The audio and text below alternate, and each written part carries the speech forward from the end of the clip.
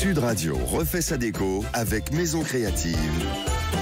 Sandrine Debruyne. Bonjour Sandrine Debruyne. Bonjour Jean-Marie. Vous êtes directrice de la rédaction de Maison Créative. Alors bon, normalement une bonne partie de ceux qui nous écoutent viennent de finir leur petit déjeuner. Peut-être qu'ils hésitent à aller prendre leur douche ou en tout cas aller faire un tour par la salle de bain. Ça tombe très bien parce que vous nous parlez des nouvelles tendances déco pour la salle de bain 2023 s'il vous plaît. Moi je les invite à rester sous la couette. C'est toujours plus sympa. Pour surtout qu'ils en écoutent écoutant, Sud Radio. Exactement, en écoutant Sud Radio. Alors c'est vrai que 2023 c'est l'année des économies de l'eau, on en a déjà parlé.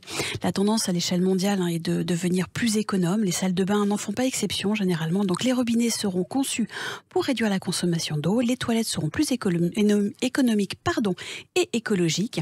Les fabricants vont explorer des nouvelles technologies pour aider les consommateurs à réduire au maximum. Et puis, les fabricants opèrent, eux, une relecture, on va dire, séduisante des classiques de cette pièce du quotidien. Alors, les textures, riches et variées, des couleurs hyper pigmentées, un style industriel qui se part de noir comme toujours. Ce sont quand même des intérieurs vintage ou modernes. Le bois sur tout le blanc et fonctionne très bien en texturé. L'esprit de famille se modernise. Alors, quel sera votre style pour vous en salle de bain 2023 ? Écoutez-moi, le style ce sera peignoir, je pense. En tout cas, la tendance green, est-ce qu'elle est présente ou pas dans la salle de bain ? Ouais, alors plus que jamais, vraiment, les éditeurs de la salle de bain convoquent 1001 nuances de vert. On passe de l'amande à l'olive, à on se douche dans la émeraude. forêt, quoi. Presque, fermez les yeux, vous savez, cette petite pluie qui tombe sur vous tout doucement. Elle est chaude en l'occurrence, c'est plutôt agréable. Donc selon les effets de matière, il y a des galbes, des finitions auxquelles elle est associée.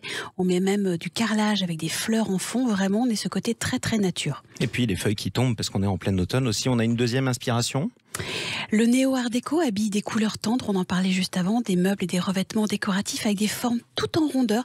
Ça dépoussière un petit peu le style art déco avec une bonne dose de douceur assumée. On est dans des roses poudrées, c'est la star incontestée du genre.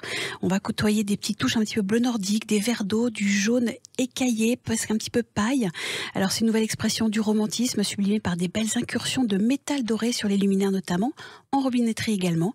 De quoi faire un petit peu pétiller les volumes avec raffinement sans oublier les carreaux. Alors ils vont être très très audacieux, ils vont avoir un impact important. C'est vrai qu'il existe beaucoup de couleurs, des styles, des formes. Certains vont trouver des goûts même un petit peu mitigés avec des écailles peut-être, des bandeaux tout en longueur. L'idée en fait c'est que votre salle de bain soit unique un petit peu comme vous. Oui, merci beaucoup. On est tous uniques de toute façon. Beaucoup de couleurs sur ces deux premières tendances. Est-ce que la troisième l'est tout autant ? La troisième c'est un petit trait d'union entre les deux en fait. On va être sur de la terre, on va avoir des couleurs solaires, on va surtout avoir pensé au travail des artisans. Cette nouvelle venue souffle un petit peu une douceur, des surfaces minérales, on vraiment le vent en poupe, on a le grès, la céramique. C'est des tendances qui nous rassurent un maximum quand on les touche souvent. Les fabricants ont développé des matériaux très intelligents, surtout on parle de Stonex, c'est un composite innovant qui confectionne à base de résine et de minéraux. Alors c'est vrai qu'au toucher minéral, c'est ultra réaliste. Les couleurs vont évoquer irrésistiblement l'esthétique de la pierre, donc c'est vrai que c'est une ambiance authentique, lumineuse et très reposante. Et minéral, j'imagine que le noir n'a quand même pas disparu de la salle de bain. Non, il est toujours intemporel, il reste un style très industriel. Alors, vraie, fausse, bonne idée, c'est un petit peu le débat qu'on a eu sur Idée au bain, effectivement. À vos risques et périls, quoi. Oui, parce que finalement, sur du noir, le calcaire, ça se voit quand même beaucoup, donc ça me demande un entretien. Mais c'est quand même très joli, ça s'affirme que le nouveau basique indéboulonnable de la planète déco. Alors, on bascule du côté contemporain de la force, ou peut-être on flirte avec des influences vintage. En fait, il confère, quoi qu'il en soit, un charme fou à notre pièce d'eau. C'est très chic, c'est très élégant. On a des meubles filaires noirs, on pose des vasques noirs dessus, une robinetterie noire sur un fond marbré. Voilà, c'est quand même très très chic. Et puis ça ressort. En plus, le contraste est assez agréable. Sans tout casser dans la salle de bain, j'imagine qu'il est quand même possible de mélanger nouveautés et meubles de famille. Évidemment, on est toujours sur l'histoire de la seconde main. La salle de bain est une des pièces auxquelles on va s'y atteler. C'est la maison de famille qui insuffle un caractère authentique à nos pièces d'eau. Alors, code esthétique hérité du 18e, 19e, on a sa coquine avec des lignes contemporaines, des matériaux un peu innovants. On garde des meubles de famille, on crée un dialogue entre le passé, le présent, voire le futur. Et c'est le doré justement qui participe, on l'a vu tout à l'heure.